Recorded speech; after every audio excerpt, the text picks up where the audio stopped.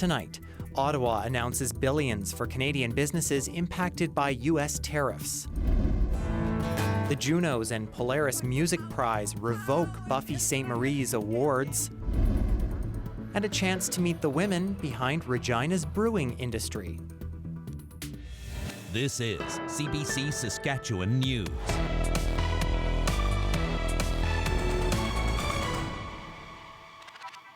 It is Friday, March 7th, and the CBC Saskatchewan News starts right now. I'm Ethan Williams. Thank you for joining us. Ottawa has announced a $6 billion aid package for Canadian businesses impacted by U.S. tariffs. The money is meant to help farmers and exporters find new markets. The federal government is also relaxing some employment insurance rules to help businesses hang on to their workers. Olivia Stefanovich reports.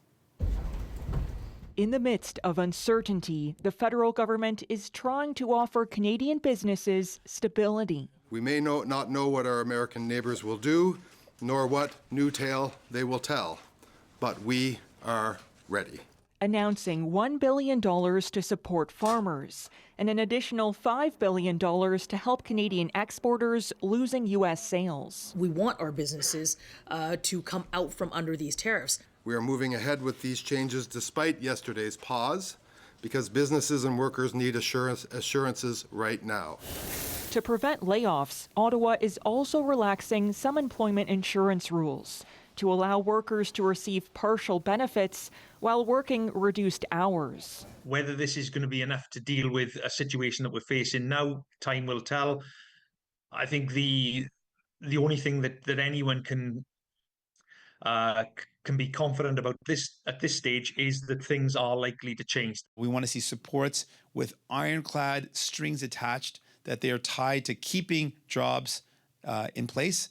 The NDP is calling for higher, more expansive EI payments. Right now, 60% of workers don't get coverage, so we need to cover all workers. Counter tariffs must not be a cash cow for the government. Meanwhile, the Conservatives want retaliatory levies used to lower taxes. With a small sum set aside for targeted relief to workers hardest hit by the trade war. What a pleasure to see leaders of industry and different sectors. Justin Trudeau made one of his final public appearances as Prime Minister, speaking with business leaders on edge from the trade war. We have to make sure we come through this not just intact, but stronger than ever before.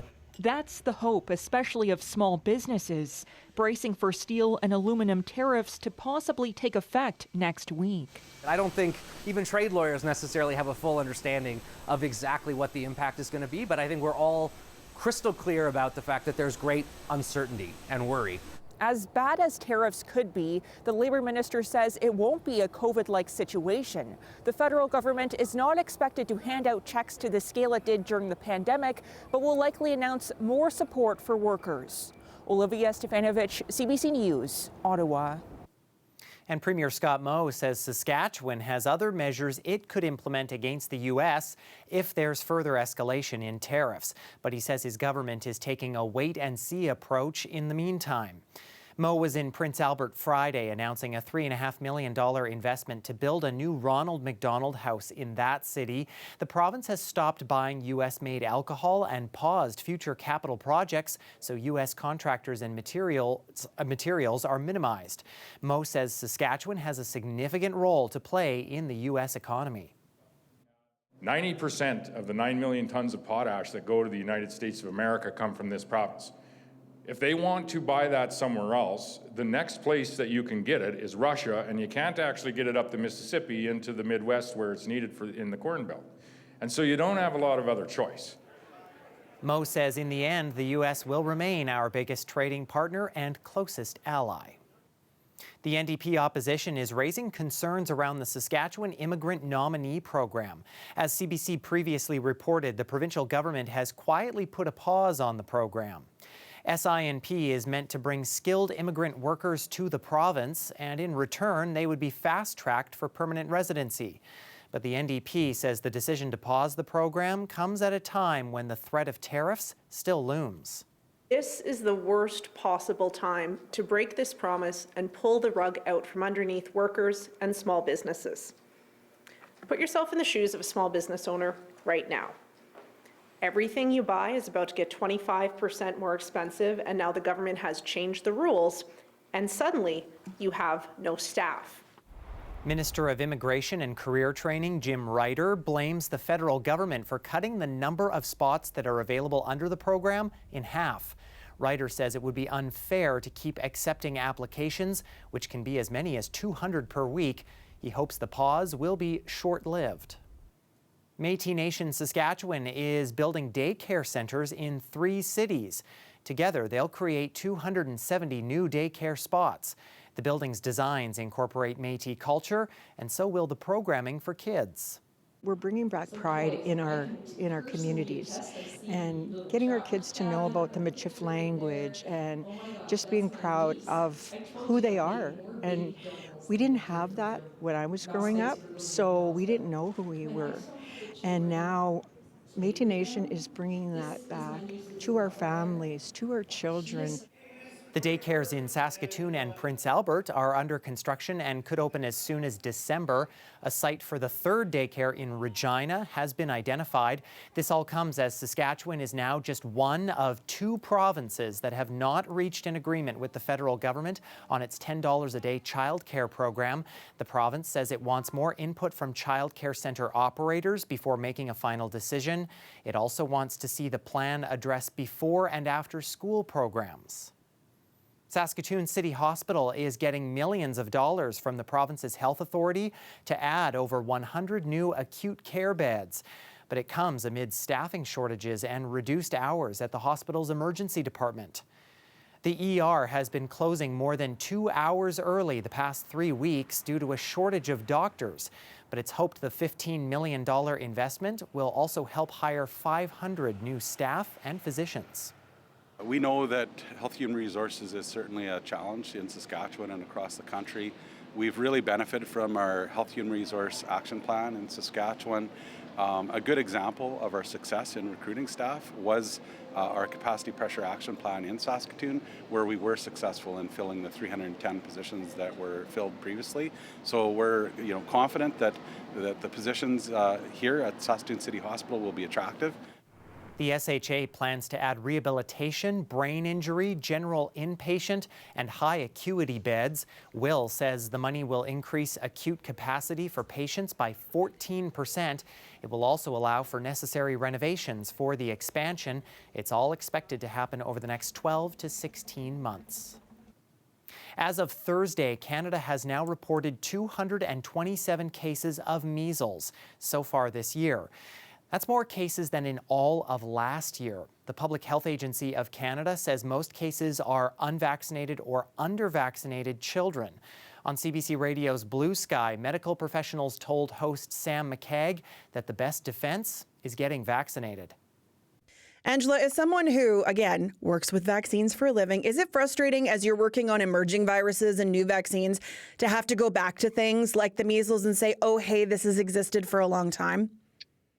Yeah, I mean, it's really, really frustrating. So I did my PhD at Columbia University with a guy named Vincent Racaniello, who is a polio expert. And I worked on polio and rhinovirus during my PhD. So I've actually seen what it looks like when you give polio to a mouse. It is horrifying, and I would never want to see that in a child.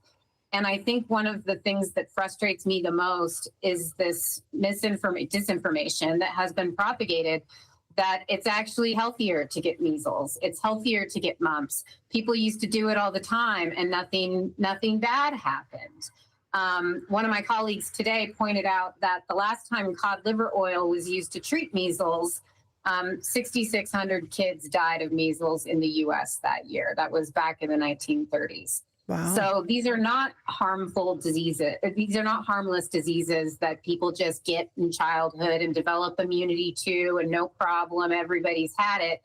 Polio will permanently disable people and potentially kill them. And that's why people used to be in iron lungs, because their diaphragms would be permanently paralyzed and they were not able to breathe on their own for the rest of their lives. Measles can cause deafness, blindness. It can cause horrible encephalitis. It can cause horrible respiratory disease. And it, as we've unfortunately seen, has killed at least one child in Texas. So these are not innocuous viruses that everybody just learned to live with until we got our luxurious vaccines. Vaccines have really made a profound difference in terms of the number of children that survive to adulthood. And I think it's really, really important for people to understand that, because it's incredibly frustrating hearing about children who are actually dying from diseases like measles that are preventable. Stay inside me, my darling.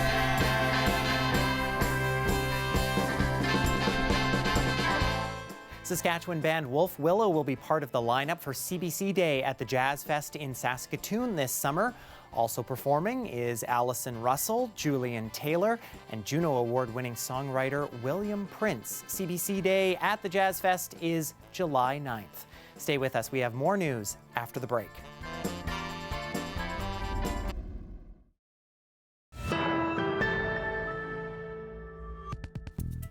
Singer-songwriter Buffy Sainte-Marie has seen 2 more sets of honors revoked, her Juno and Polaris awards. It follows similar decisions after a 2023 CBC report questioning her Indigenous ancestry. Sainte-Marie announced this week she had returned the medals for her revoked Order of Canada appointment, and she repeated she had never lied about her background and never claimed Canadian citizenship. The Junos cited that and other unspecified information in ruling she did not meet eligibility criteria. Polaris gave a similar reason. Statistics Canada says February employment numbers were virtually unchanged from January's, ending a streak of dramatic growth. February saw a net gain of just 1,100 jobs, compared with more than 200,000 over the previous 3 months. And it was far below predictions. StatsCan also noted weather. Snowstorms cut hours for 400,000 workers. Some analysts suspected that affected hiring too. The tariff turmoil was another possible factor, and in light of tariffs and Friday's numbers, another Bank of Canada interest rate cut is widely expected. Earlier this week, Premier Scott Moe gave his response to Donald Trump's tariffs on Canada. But Moe was criticized by the opposition NDP and others for waiting a day to speak to the media, especially after many other premiers spoke to reporters the day tariffs went into effect. Political columnist Murray Mandrick joined CBC Radio's The Morning Edition to break it down. Well, herein lies the problem, because everything that he's come out strong has come out of this right-wing populist wave that obviously Pierre Poilievre had been riding for a while, and certainly Donald Trump had been riding in the United States. And in essence, it's an anti-woke agenda, anti-trans, anti anything that represents change of threats. So the incidents that I'm thinking about is the pronoun bill. And I'm just absolutely flabbergasted that a little bit more than a year ago, we were having an emergency session on this silly pronoun nonsense that could easily have been handled in school, that affects very little. But we didn't have an emergency session on something that's slamming our economy right now, which is these tariffs. And I don't necessarily even know we need an emergency session on that. But my heavens, if you're going to have a session on the pronoun bill, why would you not on this? And this, I think, is sort of the problem. Scott Moe has ridden these waves because this is his sentiment. We saw in the middle of the election, the number one priority was change rooms, and whether a couple trans kids happened in one community happened to be using a different change room. How on God's green earth would that be the number one priority? And think back into the context of the day and how silly that sounds in the greater scheme of things in terms of how that affects you. And this is a little bit problematic for Scott Moe, because I think he likes the populist wave and likes to ride it, and he has. And I think a lot of it is represented by things that either Donald Trump says, or at least those supporting Donald Trump. And he is having, in my mind, a little hard time making these divisions now that Donald Trump and MAGA represent something totally different. And that totally different thing is basically a threat to our very nation. And I think that's long been the problem of all premiers who have stuck a little bit too close to the Trump sentiments, or the sentiments that got him into office at least, and have rode them too long. It cost him in the election, and even to a certain extent, the whole issue related to the teachers' strike and the issue that we're talking about, classroom complexity, was all about, well, we can't have these silly, strange, woke notions about complexity in classrooms. Let's just get in there and teach. It's a little bit more complicated than that. And I think that Scott Moe sometimes misses those nuances when he's basically trying to appeal to the base. It really started at the time of COVID, and when he wasn't necessarily an anti-vax guy, but he certainly started to appreciate the anti-vax sentiments by the end of things more than he did in the beginning. And I think it was one occasion where he needed to stand strong. Once again, it's one of those things history is going to judge.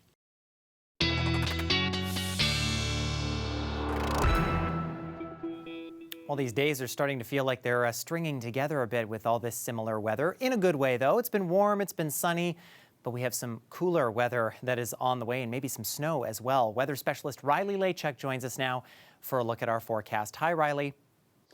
Well, another fairly decent day across the province today. Mix of sun and clouds really for most of us, although we have seen a few flurries once again, kind of riding along that jet stream line that we saw earlier in the week as well.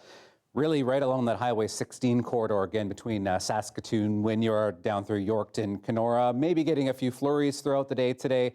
To be expected, we'll anticipate that as we get through the weekend as well. Maybe a little bit more precipitation on the way, which I'll get into in your long-range forecast here in just a moment. Looking at some of our afternoon temperatures, Regina as forecast getting to +2 this afternoon, +2 in Saskatoon as well, and really looking at temperatures several degrees above seasonal for this time of the year once again. +5 in Swift Current, Maple Creek, almost getting to 10 degrees through the afternoon hours. So really have seen some warmth across the province. There is a change on the way, and I'll get into that here. So here's that first area of low pressure that is bringing some of the little flurry activity along Highway 16 there. As we get into Saturday, another system rolls through into Sunday, a third system rolls through. I don't even have to put any stops into here because the systems are just really following this jet stream track really across central parts of the province. So do anticipate Saskatoon really right along Highway 16 north to La Ronge, looking at a few flurries, maybe a couple centimeters of snow the further north you go through the weekend. What I am watching though as we get into early next week is the formation of this area of low pressure in Alberta.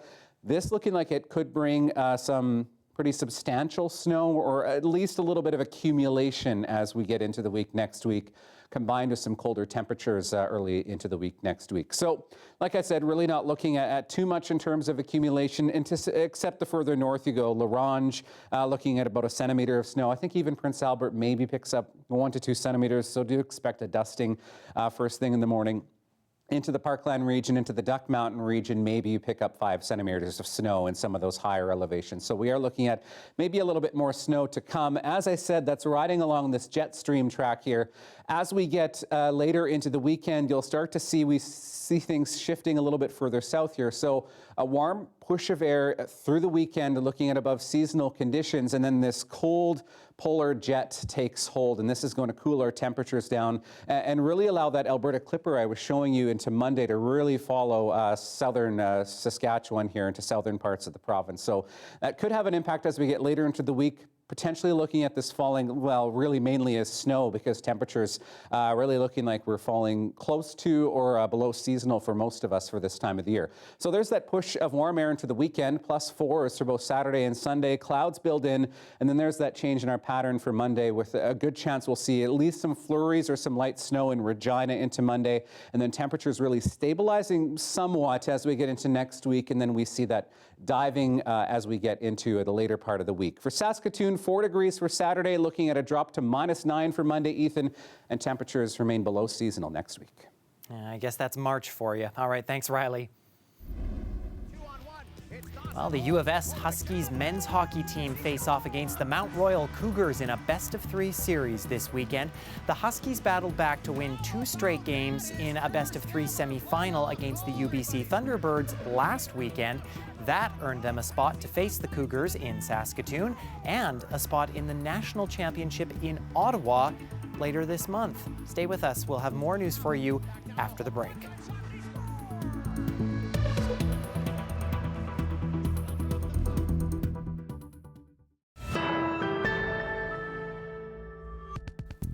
SpaceX's latest Starship test flight has ended in another explosion. It happened minutes after the uncrewed mega rocket lifted off from Texas on Thursday. Wow. That is so sad. Oh my gosh, it does. Oh. Whoa.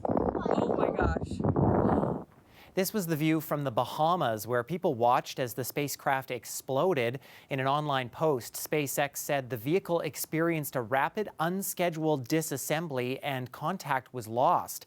It marks the second consecutive failure this year for Elon Musk's Mars rocket program.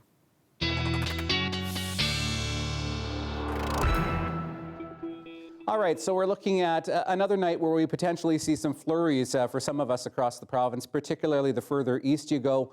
Once again, Priestville, Yorkton, Hudson Bay, Kenora, the best chance for some of those flurries as we head overnight into Saturday morning. Temperatures slightly closer to seasonal, really, for most of us across the province. Actually, these temperatures, for the most part, above seasonal for this time of the year, and staying at freezing in Maple Creek with a low of 0. Varying amounts of cloud cover through the overnight hours. Bit more cloud cover into northern sections. Pelican Narrows -17 overnight, La Ronge at -11. So there's that next system that pushes through as we get into Saturday, bringing maybe a couple centimeters of snow for places like La Ronge up to Cree Lake and down into the Parkland region. Temperatures by the afternoon back up above the freezing mark, looking at 3 degrees in Buffalo Narrows as we get through the overnight hours into Saturday.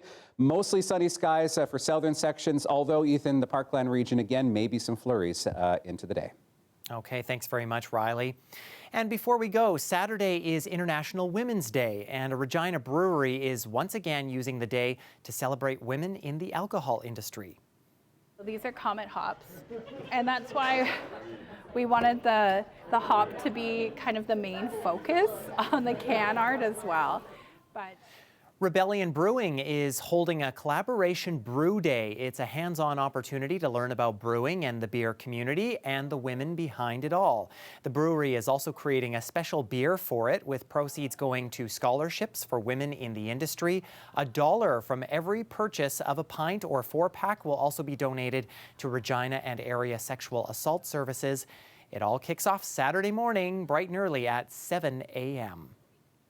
And that is it for us this week. For more news anytime, you can always head to cbc.ca/sask or subscribe to our YouTube channel.